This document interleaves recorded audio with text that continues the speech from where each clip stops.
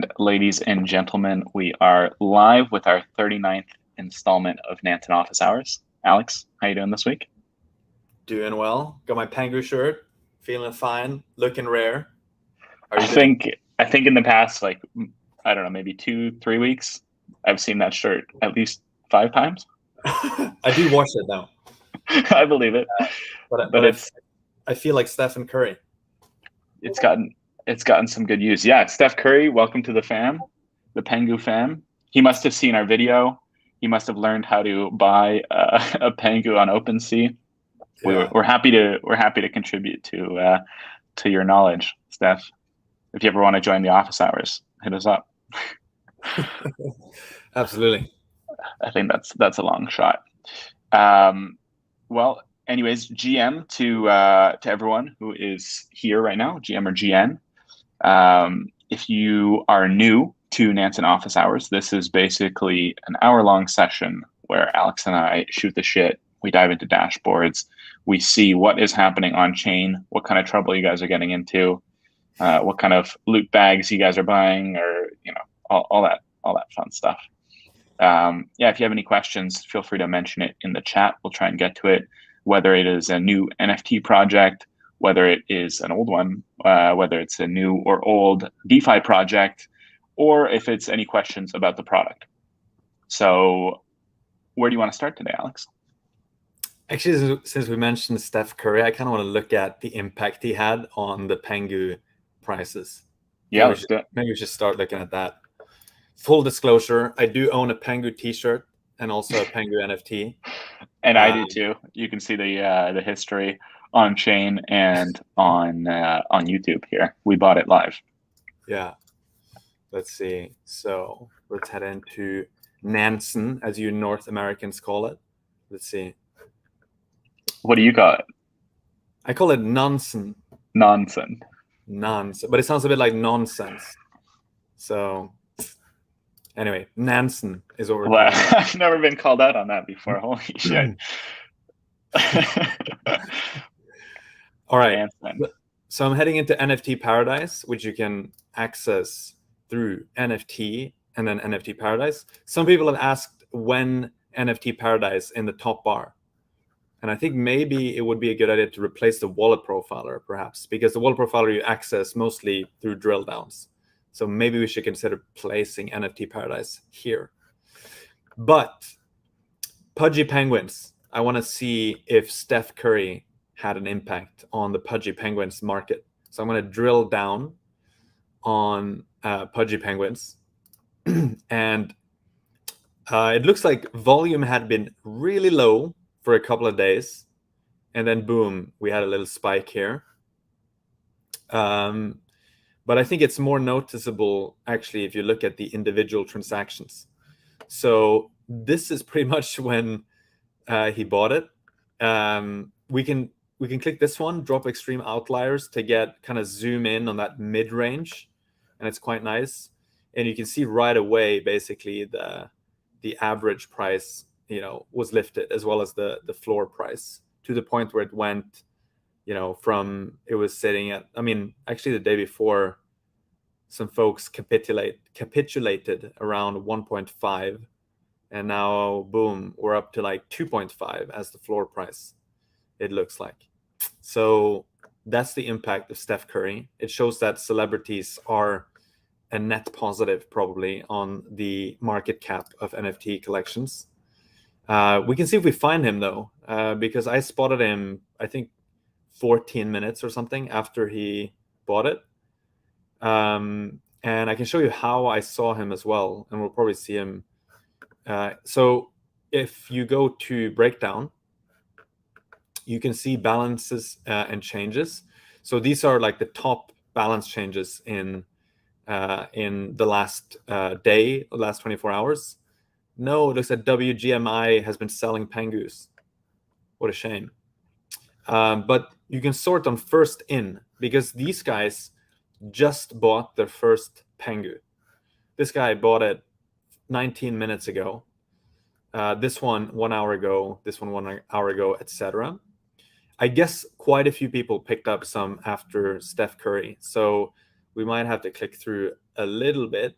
So here is the second page. Still don't see any Steph Curry. You see many of these are like 9 to 10 hours ago.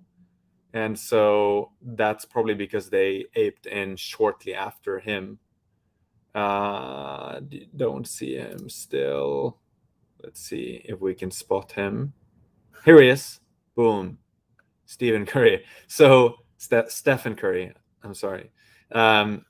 So you see it was like pretty slow in the Pengu markets right before in terms of newcomers, right? It was like, 19, 17, 16, 14, 13, 10 hours ago. And then boom, then he buys it. And then a bunch of people ape in that same hour. And then the hour after, they keep aping in for like another page here. And so it's, I don't know, maybe like 100 people buying their first Pengu after Steph Curry, which means you see a little uptick in the number of addresses holding Pengus. And also, it looks like 70% of the holders hold only one NFT. And that's, I think quite important for an NFT collection, because if you only own one NFT, it seems, at least intuitively, it seems less likely that you will sell that one NFT. If you hold 10 NFTs, maybe you could sell 1, 2, or even 9, and still you hold on to one. But if you only have one NFT, then it seems like it's less likely that you would sell it. We should do a study on that, but I suspect that this is the case. Yeah, I think that's maybe what we have to say about Pengus. Yeah, Anything you want to add? Did we have that address labeled already? Yeah, we did. Yeah. Oh, okay. From what had he done? I think he bought an ape, and and he put an ape on his profile pic. Got it. So we have a couple questions in the chat.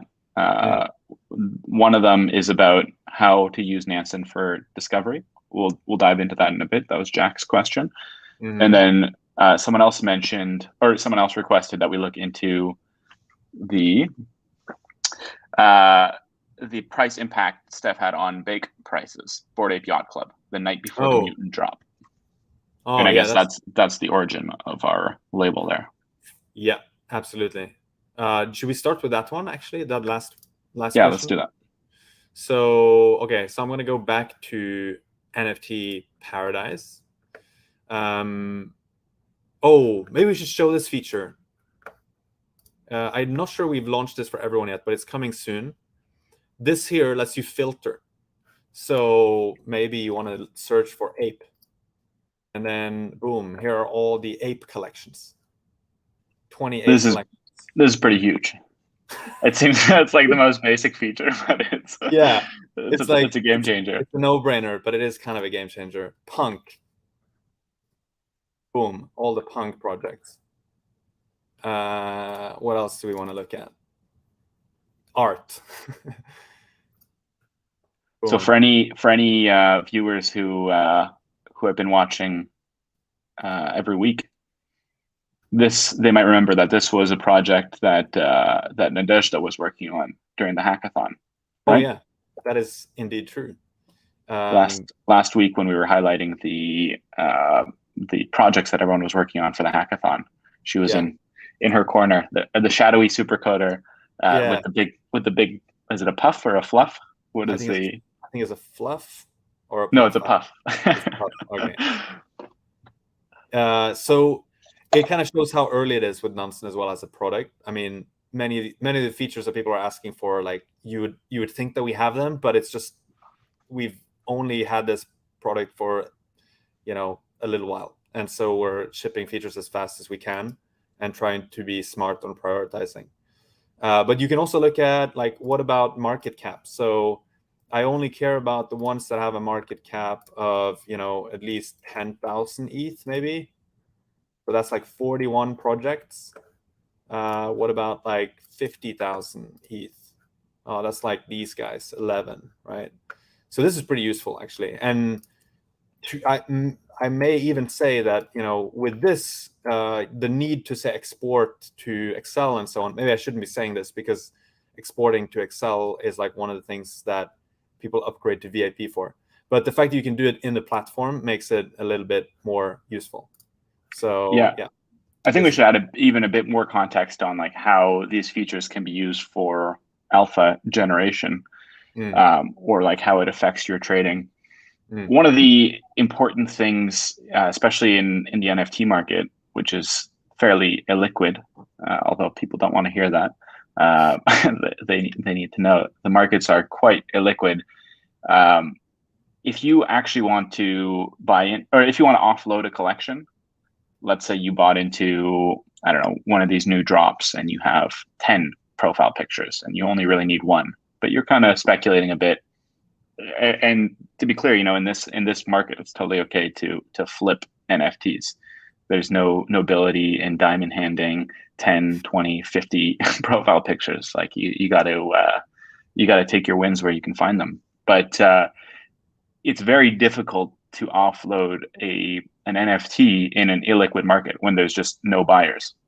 That's the reason why these markets are illiquid, is because sometimes the buying just dries up. People are concerned that the market won't keep going up, so they just stop buying. And you, as an owner, there's no like buyer of last resort like with tokens where you can just offload into a Uniswap pool. Here, there's no buyers. So liquidity is a really important thing.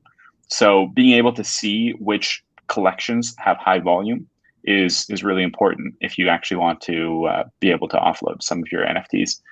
In the future, as we improve things like smart alerts, hopefully we'll also be able to give you alerts when a collection that you're in has an increase in volume. So you can pay attention and be like, okay, some people are buying my boring bananas, which haven't moved in multiple months. Let me quickly list them and offload them. So that's how these features work. So, in the future, smart alerts right now, if you just are kind of monitoring certain collections, you can pay attention when there's an uptick in volume. Yeah, good points there. So I got a bit sidetracked here, but we were actually going to look at apes. And we wanted to see the impact of Steph Curry buying apes. I don't exactly remember when he bought it, so we might have to do a little bit of digging, or maybe the filtering. Ooh, maybe we can make use of the filtering. That would be pretty sick. That would be pretty sick. That would work. Otherwise, we can also check on Wallet Profiler and see when he bought. Oh, that's pretty powerful. Yeah, we did not plan that. That's cool. So we could just search for Stephen Curry. 11 days ago. There he is. And then 11 days ago, boom. And then you could look into that. But yeah, 11 days ago. Okay, so do we have 11 days history? We actually don't on this one. This is one of the feature requests we have, to have more kind of like customizable time ranges, because right now you see only 1 week in this one, because we don't want to clutter it too much, but sometimes you do want to zoom out. So this one, unfortunately, we can't actually look at the direct impact in the same way. I mean, you could look at, it's 11 days ago, right? So that's like end of August. It's probably this one here in terms of volume, right? Mm-hmm. So you see the volume spiking big time. That was 28th. Well, that was also, I think, the night before, the night of the Mutant Ape drop. Oh, yeah, so of course, it's kind of like a combination of factors. So yeah, so then maybe it's kind of hard to say which is the main factor. So he bought it on the same day. I think the night before, just based on what someone was saying in the comments. Yeah. I was okay. Yeah. But yeah, so this is, first of all, I think we showed hopefully this useful feature, which if it's not out yet, then it's going to come out very soon with filtering, and you can search for an address there. What if we search for someone like top balances, like Pranksy or something? Not found. So did he sell all of his apes, or maybe he did? Maybe it's Pranksy.eth. He's not among the 2000. I think that's why. Because that's probably why. What is that ape down? Oh, this one? Yeah. I don't actually know. Ape down. Don't know, but they own 49 apes. Arabian Camels, Bored Ape Kennel Club. They have on some art blocks. Ape DAO hot wallet. Inverted Ape Club.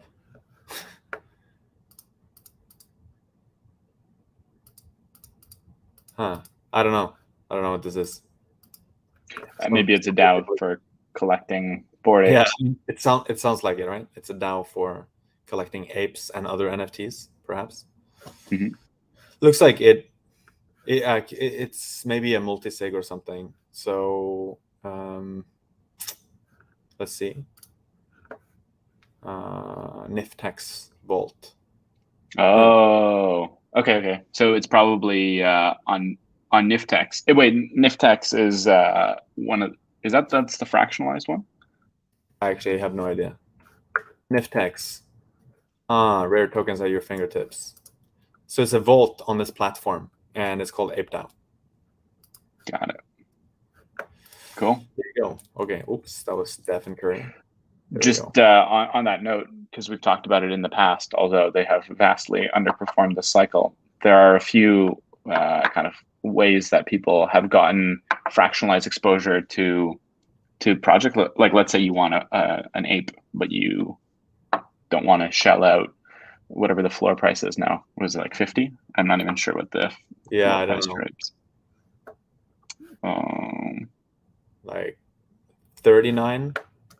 Yeah. Almost 32, but yeah, let's see. Actually, down here, looks like it's around 39, 40. Yeah. So there's a couple ways people have gotten, or people do get exposure. One is through NFTX. One is through NFT. What is it? NFT 20, and then I guess Niftex is another option. And the idea is you're just buying into an index of pieces. So people will deposit a bunch of apes into a vault or into like a smart contract, and then you receive a token. I guess in this case it's aped, and that token theoretically should track the floor price. Yeah. Oh, I was gonna look at what's the one that had this huge? Oh, that's Pranksy. Ooh, let's see if I can highlight the right line. I don't think. There we go. Pranksy. You see that? Wow, that's his ape balance. Paper hands. Still one of the top trades of. Yeah, I mean, yeah, I sold 40 apes way too early. He had money, so okay. So I think that's on the apes. I think the first question: how do we use Nansen for discovery? Right? Yeah. So there's a couple variations of that question, but yeah. So Jack specifically asks, if I don't have a project in mind, what's the best way to use Nansen? Yeah. I love it for directly looking at specific things, but not sure if there's a way to spot opportunity I'm not already aware of. And then he specifies in NFTs. And then the second variation of that question is, I got the free trial and I'm and I feel it's very powerful with all the data, but no idea how to really use it and find golden projects. So let's try and address those. Yeah, great. And question. thank you, Jack and Mahmoud in the comments. So the conceptual framework on how you make use of Nansen is that you can use Nansen for three things, and they are linked together. The first is you use it to discover new opportunities, and we're going to talk about that afterwards with some examples. The second is that once you know about a specific opportunity, you can perform due diligence. That means you can analyze it, you can dig into it and try to understand, is it worth, putting some capital into this project, or, aping into this NFT collection, or using this DeFi protocol, like whatever it is. You can get some data to help you make those decisions.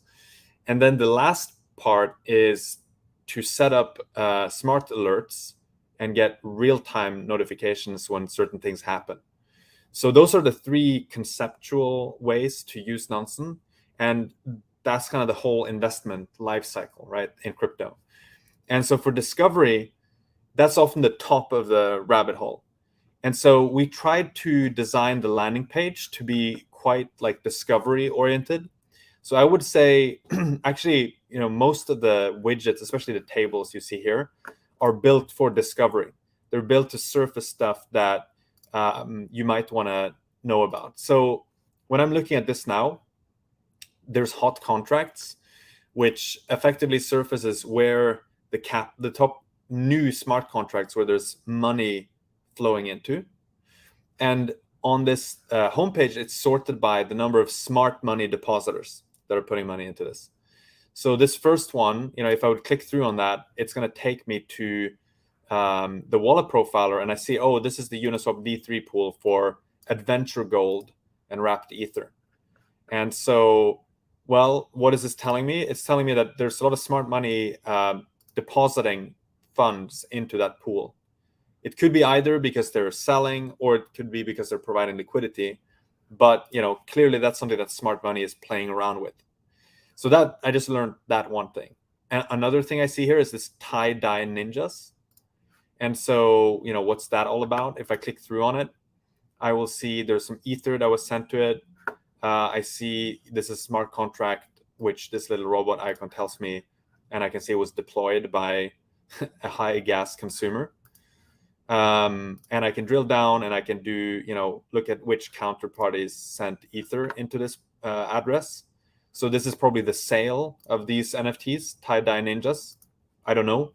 But if I had never heard about tie-dye ninjas, now it's on my radar. So that's like one way to discover new opportunities. The other one, of course, is directly on Hot NFTs, which links to NFT Paradise that we just looked at. And so here you can see what are the most traded NFTs. Right now it's Seven's token, which I think we will take a look at afterwards because it is the hottest one right now. But there might be other projects here, like this N project, which was, I think, quite... it was launched 5 days ago. And so was the Seven's token, but maybe the minting took place later. So definitely NFT Paradise is also useful to discover stuff you might not have heard about before. And then maybe the last thing I would say is like the gas consumer accounts, which shows addresses that consumed the most gas in the last hour. And all of these you can drill down, right? If you click here at the top, then it will take you to a more detailed page. In this case, the gas tracker. And you can often look through and say, hey, okay, OpenSea, there's a lot of stuff going on there. I think there's something weird going on with the rendering here. If we have someone in the product team watching this, we should fix that. Looks like the text is being wrapped. But yeah, this one here, okay, there's a top address here with the most gas consumption, and it's not even labeled. So maybe that's, something new worth looking at. And in this case, it's not even labeled. So I would probably check. Maybe this is a new NFT collection that is so fresh that we haven't labeled it. So that can also be a way to discover new opportunities. But basically, those three, I think, are a good place to start. Hot contracts, hot NFTs / NFT Paradise, and gas consumer accounts. Those are probably the main place I would start. There's also smart money that you can look at, where you can see what the smart money is putting their capital into. Like here's like Dog and Badger, which have some inflow, and Liquidity, Mask, some not so well-known tokens.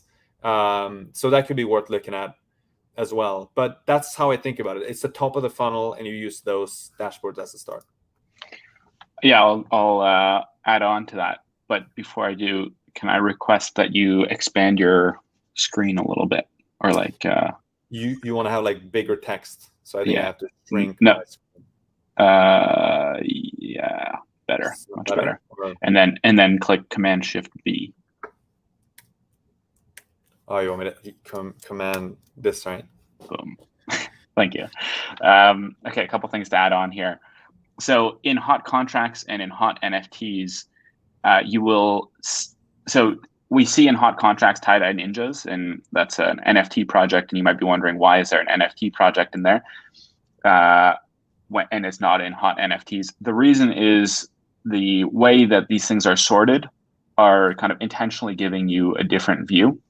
So in the hot contract sorting, we're ranking it by number of smart depositors who are interacting, smart money people who are interacting with the contract. So here, 2 smart money people are interacting with tie-dye ninjas. That's why it's at the top of the list, even though when we clicked in on it, it only had like whatever, a couple hundred ETH deposited in it.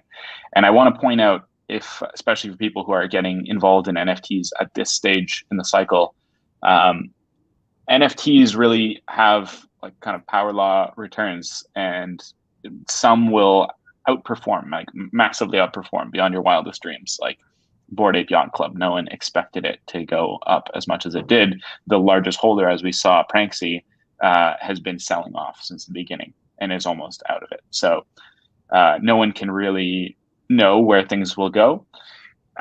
So a lot of smart money will kind of spray and pray in a bunch of these different projects, because once you've made, you know, a 100x multiple on your NFTs, you can afford to start spraying and praying. So be cautious of where you are throwing your capital around, and only play with money you're potentially willing to lose when you're aping into these NFT projects.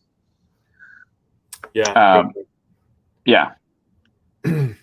I think you've also mentioned a few times that sometimes you see unlabeled addresses, and that in itself can be a bit of alpha, because it normally means it's pretty early. Like our team hasn't even, labeled it yet. And the way to just figure out what this is you can either check the deployer address. So at the very bottom, cryptodads.e. Yeah, I don't know. And then the other option is copy and paste that wallet address in the URL into Etherscan and just see what the contract name is. And sometimes there's a ticker that's mentioned there. You can click through there. So CryptoDads. CryptoDads. Yeah. Okay. And I think we've shown this as well before. So if you go back to that Etherscan window. I'm just curious. Sorry. Like, this is I guess this is an NFT project, right? And they maybe had like the reason it stood out was because it has a lot of depositors. Mm-hmm. And 0 smart money depositors. So maybe they have some kind of cap on how much you can put in, because it looks like it's mostly like 0.21 Ether for like everyone. Yeah, I saw one for 0.14 in there earlier. Oh, really? Yeah, I guess this is sorted by volume, so that's why. Maybe it's 0.04 you saw, or? Well, let's see. I think it was 0.14. Oh, here, yeah. These ones, 0.14. So it's probably, that's right. 0.07. Exactly. So if you go back to the max 3, right? I guess. If you go back to the Etherscan window real quick. Sorry, I closed it. Let's say you stumbled on this contract and you want to mint. You see like a bunch of people minting here, and you see like the different prices, 0.21, 0.07, 0.14, and you want to, but you don't know where their website is. You're like seeing this and you're like, oh my God, I'm going to miss it. And let me just, big disclaimer, not financial advice. Do this at your own risk. But a way you can mint directly from contract, and I think we've shown this before as well, but if you go to write to contract. Oh, sorry. Let me just go back. I was just curious when it launched. Contract. Write contract.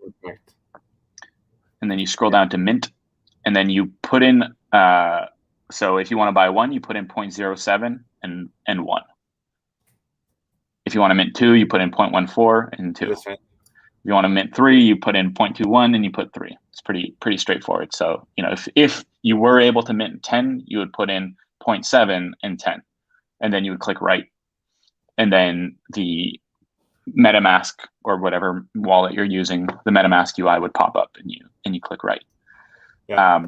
But it is worth like kind of scrolling through the previous transactions and seeing what people are doing, how much they're minting on average, all that kind of stuff before diving in, and definitely DYOR before aping into any projects like this. Yeah. Yeah. Hopefully that answers the discovery question. Basically just browse around, and we have conveniently categorized the dashboards into discovery, diligence, and defense. And discovery, all this stuff is like, you don't need to know You don't need to plug in any project here. You can just go to gas tracker, hot contract, smart money, and then you can start discovering stuff in those dashboards. Just like poke through them, get familiar with them, and then eyeball the different tables. Yeah. There's a question in the chat, which is there any plan on implementing some kind of custom folder or bookmarks in the near future to save preferred wallets, for example? Thank you, Bola, for the question. So we already have this, but it's very limited. I think many people don't even know we have this, but there's the address book, which I don't. Oh shit! Almost docked someone. You did. Yeah. Too late. But I actually think we have it labeled already. Yeah. Okay. Anyway, I was thinking about it when I was loading. I was like, shit, who am I gonna dump now? So you can go in here, open the address book, and you can see this page which shows which lets you add addresses, and then you can also label the addresses. At the moment, it's mostly just used for your own reference, but the idea is that those will actually be integrated into the dashboards. So you can, for example, have your own widget that says, show me all the transactions of all the addresses in my address book. Or maybe you want to overlay your own labels in these different tables, right? Stuff like that. So that's where we want to get to, more personalization in the product. And so, yeah, we do have it. And I would suggest you just start building up your own database or your own list of addresses in there, because it's going to become more useful over time as we add more features. And in case you're wondering, because I'm sure many people are worried about this, like, will Nansen like take my labels and integrate them into the product? No, we will not do that. We don't use user data to inform labeling. And we have even thought about making the address book encrypted, but that's a bigger technical challenge for us. So we haven't prioritized it yet, but we might do that in the future just to give people more comfort that we can't even read those labels if we wanted to. Yep. And then Bola also mentions, I think Nansen has huge potential. I have a lot of ideas of things you could implement to make the tool even more powerful. I'd be happy to talk to you about it if you guys need contributors. So the question is, if people would like to contribute or provide feedback or something like that, how can they do that? Yeah, so there are two main ways. The first one is go to feedback.nansen.ai. And you can see, this gives you an idea of like what we are thinking about in terms of features we're trying to roll out. But you can click feature requests, and here you can write stuff. You can, it's quite nice, because if you, for example, like you want to add, I don't know, existing dashboard and you want to do custom something, then it's going to search for already added feedback points, and oh yeah, custom labels, this is a thing I wanted. And so now you can just go to this one and upvote it. So you click here and then you upvote it. And so that's the first thing to do. That's what we prefer that you do, because it's the best way, the most organized way that we can collect feedback from our users. The other thing you can do if you want to, discuss something more long form, or you want to have a dialogue with us, is to just go to nansen.ai/discord, and that takes you to our Discord group. And we have people pretty much 24/7 hanging around in those channels that you get there. So we're happy to talk to you about features and any ideas you have. Cool. Then another question is, who has access to hot contracts? Yeah, good question. So first of all, the one you see here on the main page, everyone has access to this one. If you want to get the full version of hot contracts, you have to upgrade to VIP. So this one gives you kind of the full picture of like depositors at different time intervals, the inflows at different time intervals. You can even like change the parameter and say, I actually want to include contracts that were added in the last 30 days, not just the last 7 days. And so now if I look at the 7-day inflow, I see there was an Hermes network contract, which had $60 million worth of tokens flowing into it. And that only surfaced because I changed to 30 days. Yeah, so the ones who have access to this are the VIP customers. So if you go to nansen.ai/plans, you can see the pricing for that. So it is quite a bit more expensive than standard, but hot contracts is also very useful if you are, I would say a full-time crypto investor, or you run a crypto fund or something like that. Cool. Next question related to this is, what is the difference between hot contracts and hot NFTs? Yeah, good question. So hot NFTs, really it's just another name for NFT paradise. So the way NFT paradise is by default sorted is by trading volume. So the key difference is this shows trading volume on the NFT collections, and most of that comes from OpenSea. And that's where most of the NFT market is traded. So we're looking at basically on-chain transactions on the OpenSea marketplace primarily, and we look at the volume there. The hot contracts ranking does not look at OpenSea transactions. It just looks at how much money has been put into the smart contract. So literally money flowing from the outside world into the Donkey DWBTC token, for example, or this land sale, or tie-dye ninjas. So when you see NFT collections here, typically it means that they're sales. So it's people buying the NFTs, like minting them in the primary sale of an NFT. That's the main difference. So it's really about what metric we are using to rank. Someone mentioned it in the questions, but I can't seem to find it again. But it's about primary versus secondary sales on NFTs. And it's actually a really good point that we should have a separation between primary and secondary sales in the volume. So you should be able to sort by, top volume into a contract versus top volume, or versus sorting by volume on secondary markets like OpenSea. Yeah. Which would give you a sense on like actual new projects versus projects that are being flipped around. Like Seven's token is one that just minted yesterday. And yeah, there is actually a feature coming which is going to surface the biggest mints in the last hour and the last 24 hours. So it's not exactly the same thing, but it would actually focus exclusively on the primary sales. Basically like a FOMO tracker. Like you missed this, you missed this. Sorry. No, because it will be real time, right? Or close to real time. Good. So you could just sit and see what's being minted. So building on this, maybe we can click through on Seven's token real quick, because we have some notes here that our analysts prepared. But the most notable thing about this, well, beyond the fact that people aped in pretty aggressively, was that the gas yesterday spiked to levels I have never seen before. Yeah, maybe let's look at that, right? Because it was pretty insane. And I actually drew the wrong conclusion on Twitter in a tweet. But yeah, this is the most insane spike I've ever seen. So what is notable about this spike is it was like a few hours after the markets absolutely pooped themselves and went down like 10+%. And so there's always this like kind of fear in the NFT market. Like if the market goes down, NFTs are going to die. If the market goes up a lot, NFTs are going to die.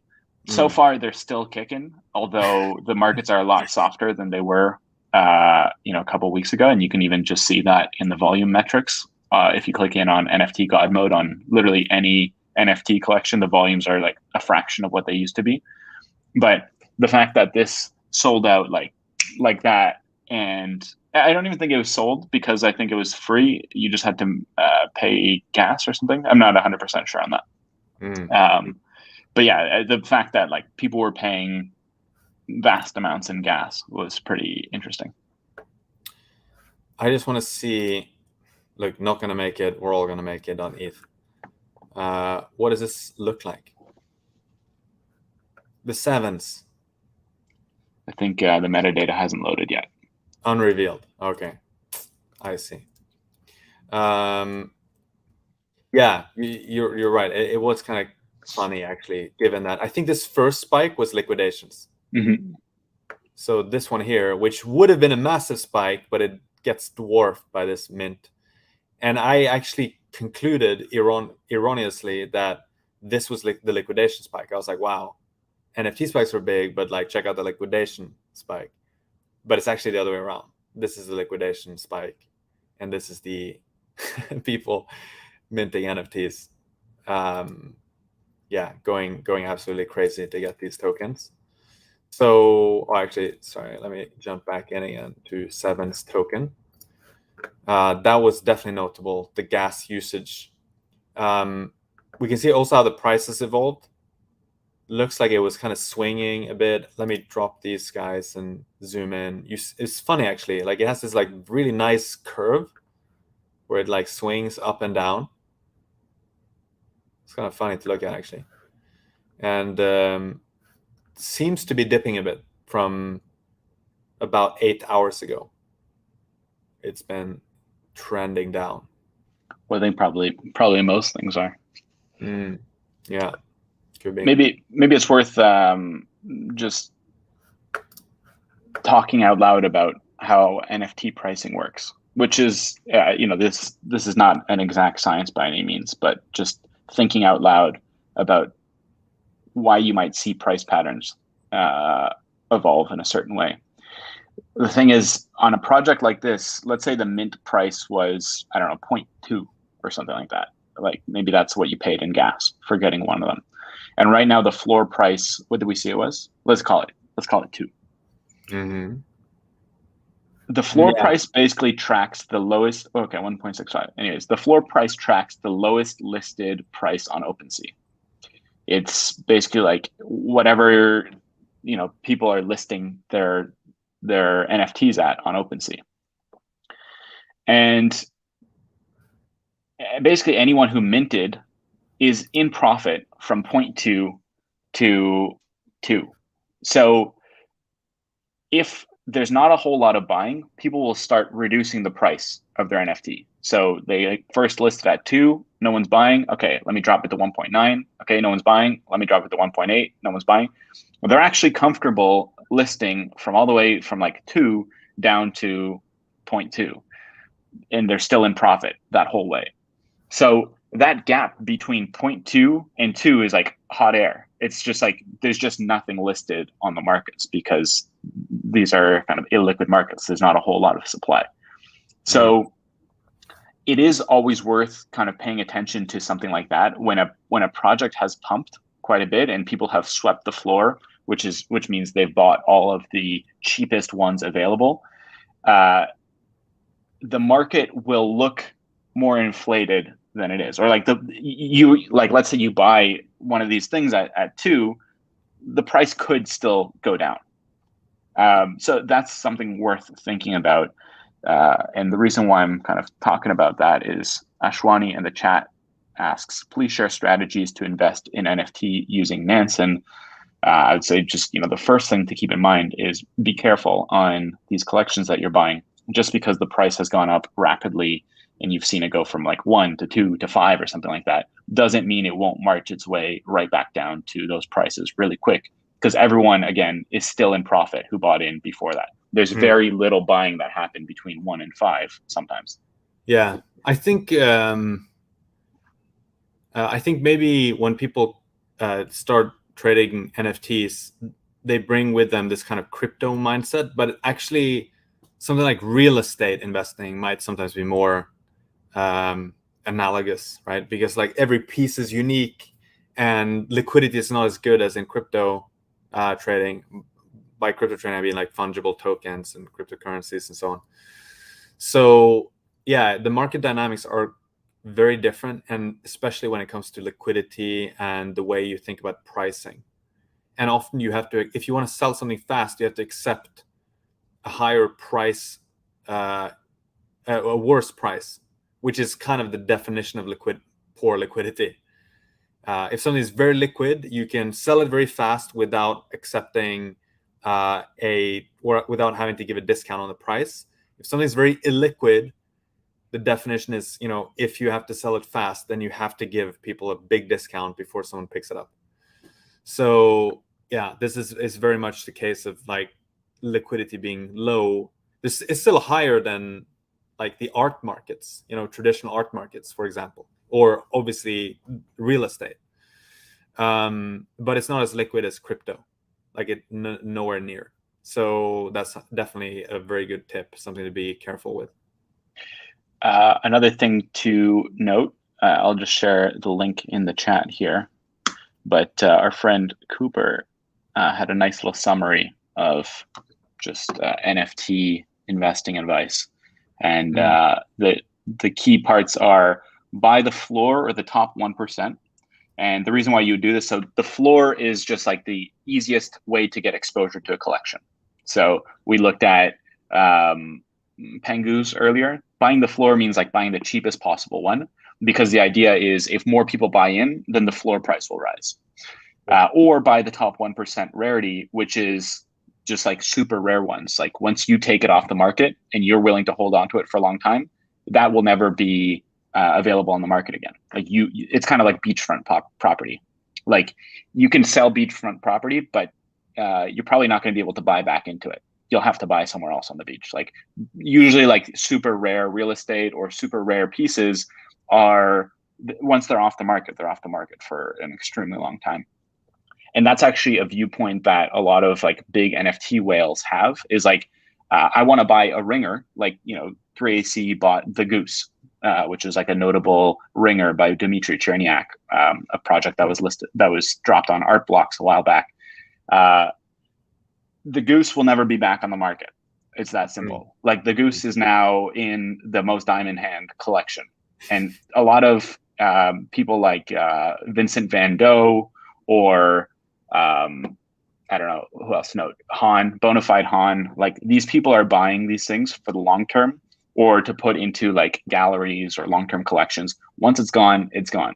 And so that's why if you buy in the top 1% of rarity, you can actually have one of these ones that will be lasting. Like let's say you buy an ultra rare Bored Ape. If Bored Ape keeps going up, the value of your top 1% will just get exponentially higher. The mid-tier ones are a harder place to play in because there's just very low liquidity. The only time your mid-tier really gets bought is one, if someone's like sniping it out of the blue because you got it mispriced, or two, if someone sweeps the floor and the whole collection gets repriced. And so people are buying mid-tiers and moving them up to a higher price. It's a much harder game to play in mid-tiers. So bottom and top is that. The second one is invest in what you like, not what other people like. I think that one speaks for itself. Although if it needs explaining, it's basically like if the market shuts itself and no one's buying these things, buy things that you don't mind looking at, or you can somehow justify to your wife on why you spent a lot of yeah, exactly, like Alex's Kimono Viking Pengu. This Pengu could go to zero and I will still be happy. Yes. Third, not all collections are created equal. Sure. You're trading against ETH, not USD. I think that's also a really important point is, all of our dashboards are listed in ETH. On OpenSea, all this stuff is listed in ETH.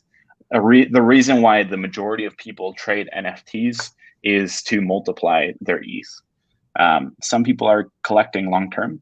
So I certainly like to collect certain things long-term, but the majority of long tail projects are candidly flips. Like the game is to multiply your ETH by flipping lower tier projects so that you can actually buy the higher tier ones or collect things for long term.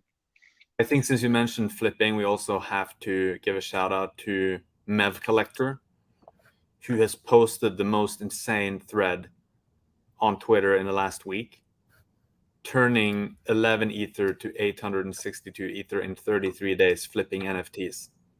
A thread. The first thing he mentions, not much has changed in the approach since the first thread. Nansen remains my most used tool for following smart money buys, and it's the reason for most of my buys and sells. So certainly the NFT flipping game, there are people who know how to do that, and many of them, of course, use Nansen, and some of them are gracious enough to share how they have managed to do this.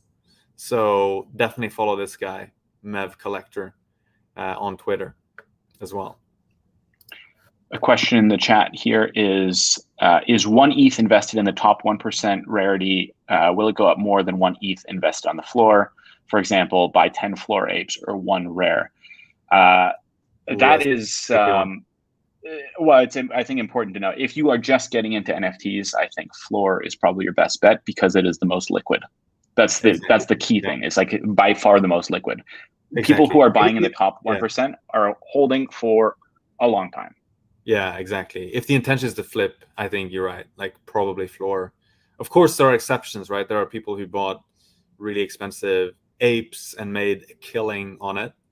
But it's also, I'd say, much more risky because the liquidity will, by definition, be lower at the top. Like there's just less people who can afford to buy the top. But you have people interested in the floor in all price ranges. Sorry, in all wealth ranges, I should say. Yeah. Cool. Let's keep going through here. How common do you think the practice of purposely obfuscating wallet activity is, especially among top crypto trading institutions? Thank you, Ian, for that question. Yeah, I think it's less common in the NFT game because NFTs are so tightly linked with identity. You can't show off an NFT without revealing the address. So it does happen somewhat in NFTs as well. Like if someone is, buying up NFTs and they want to privately own them, or they just want to speculate on them and they don't want to reveal to anyone that they're just flipping NFTs, they could do that as well. Or if someone's buying NFTs with the goal of later revealing them, but they want to stay pseudonymous or anonymous for a while until they do that, that happens as well. But I think it happens less in the NFT space.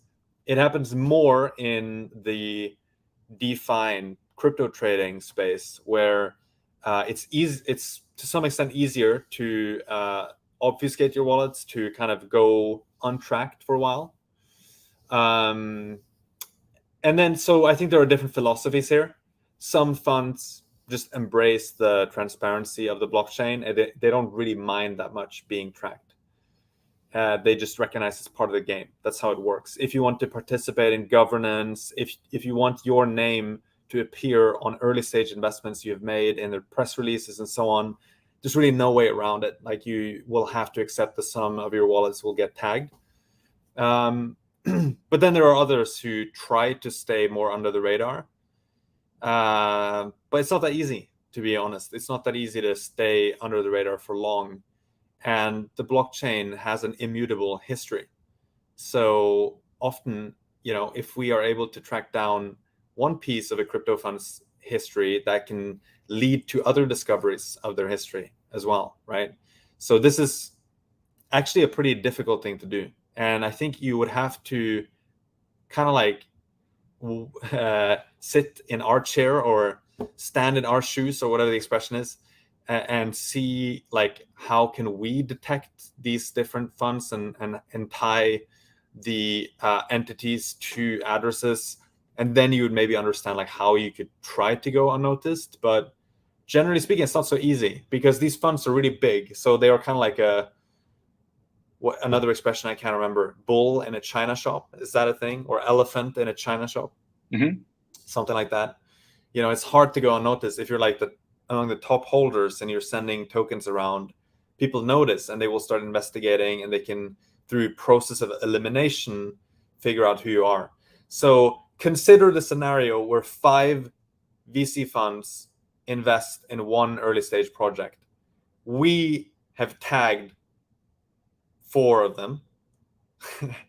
And the 5th one has not given any clues besides being part of that funding round. Well, through the process of elimination, because the other people that participate in the round, we can now infer the identity of that fifth wallet and linking it to the entity. So they don't even need to do anything wrong as such. It's just that through association with other entities, we can reveal who they are.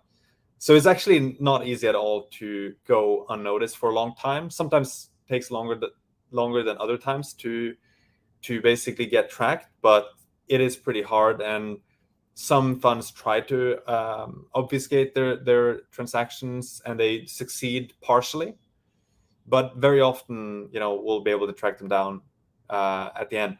And almost 75% of all volume on chain on Ethereum, we can say which entity is the sender. So that's just to give an idea of like the coverage that we have right now. I think it's 74 or 73.5% right now. So we have really good coverage already. We've talked about this in the past, but maybe it's worth just clarifying our stance, or kind of what we think about labeling individuals versus funds, who gets labeled, and then as a follow-up for individuals who just want to take the next step on privacy, how could they potentially obfuscate, or what have we seen as effective ways of obfuscating? Because we do support that kind of stuff for individuals. Yeah, there's a clear distinction between individuals and corporate entities, and so our focus is on corporate or public figures. Yeah, and so the sort of the nuance on individuals is that we do label public figures, as we've seen with Steph Curry, Vitalik, Justin Sun, and so on, where it's widely known who owns those wallets. In the case of Steph Curry, I mean, he bought a specific ape.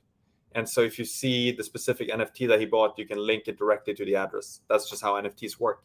So we're just kind of putting that information out into our system, but the information is already in the public domain.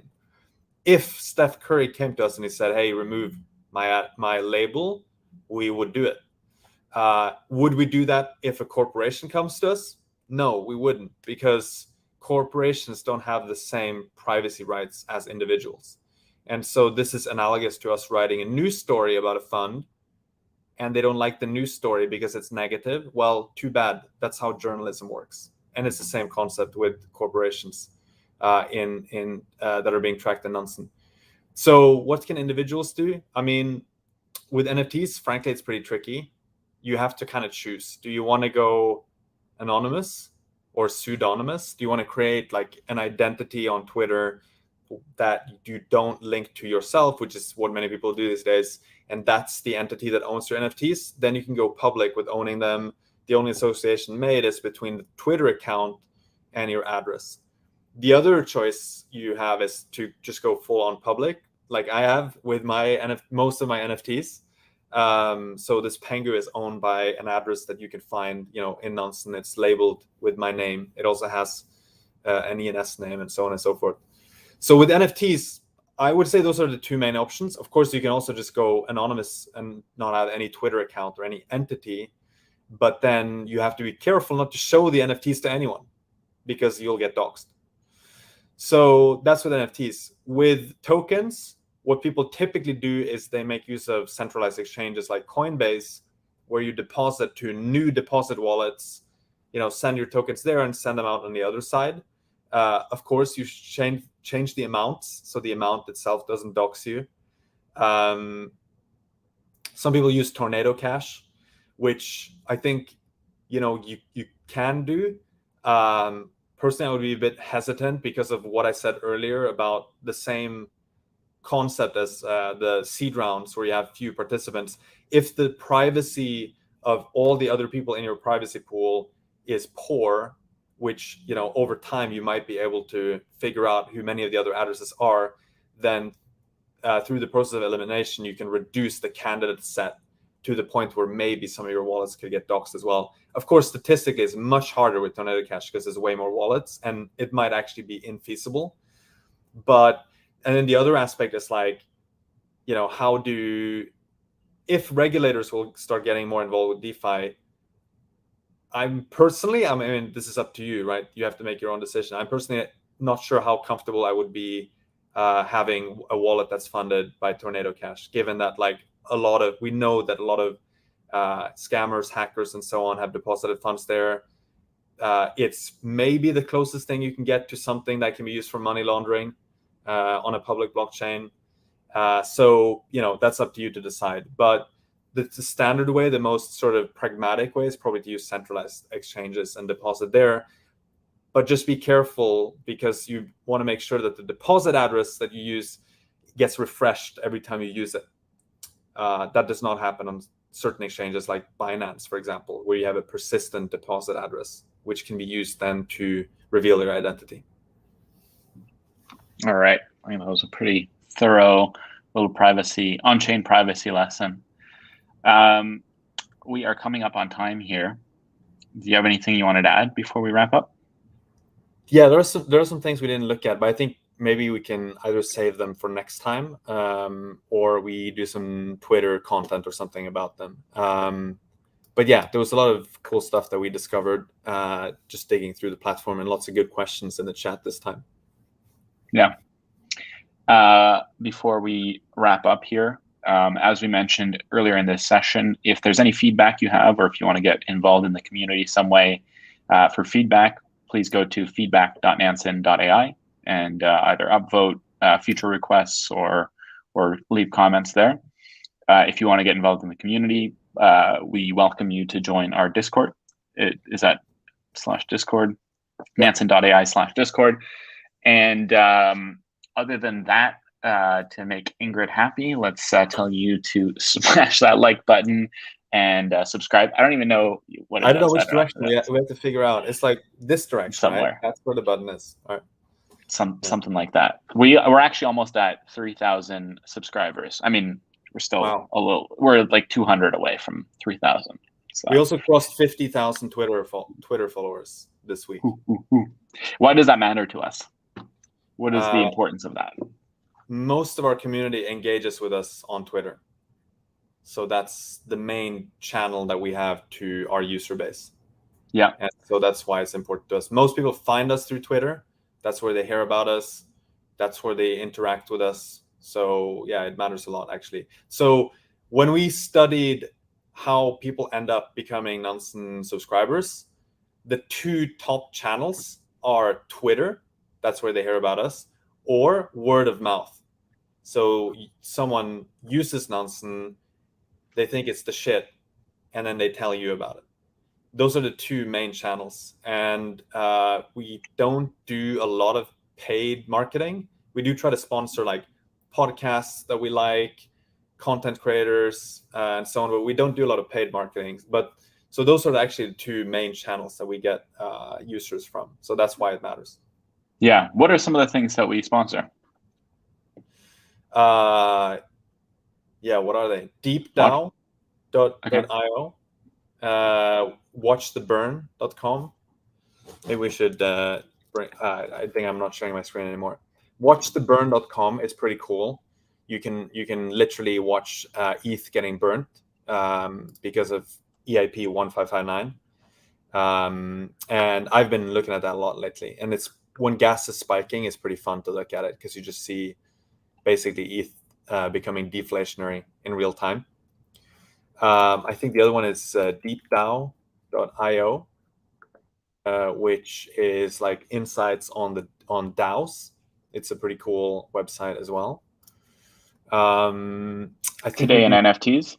Today in NFTs, exactly. That's a great one to follow on Twitter. They should be paying us for this stuff, not the other way around. No, it actually says sponsored by Nansen, like in the header there. Today in NFTs, they have more than 10,000 followers now. Yeah, but yeah, if you want to stay up to date on like the most important news in NFTs, both from like a kind of ETH value perspective, but also just impact on the space perspective, that's a really good one. Tiernan.eth is really good at keeping up. If you're a content creator, definitely feel free to send us an email at hello@nansen.ai if you want us to sponsor your content. We're definitely eager to sponsor any Nansen related content. So if you do tutorials, things like that around how to use Nansen, when you email us, it's very helpful if you include some metrics on your channel. So like how many subscribers do you have and so on. And then of course, the faster we can get to pricing and things like that, the faster we can move as well. But definitely the metrics are quite nice for us to have in that first outreach email. So just send us an email at hello@nansen.ai. Cool. And I just saw Ingrid in the chat there. Hey, Ingrid. Shout out. That's our mention my name. Yeah. head of marketing. Do we have, actually, maybe we should ask her. Well, it's like a 15-second delay, but if we have like a dedicated marketing or something like that email, sponsorships email, if so, we could just give that out. But I don't think we have that right now. If so, she'll put it in the chat. Okay, good. All right. Well, I think that's a good place to wrap things up. Thank you, everyone, for joining us today. We have a lot of fun doing these sessions, and we hope to see you in the metaverse, on Discord, on Twitter, out there. And happy NFT hunting, happy DeFi hunting. Be safe in the markets. Have fun. Catch you next week. Ciao.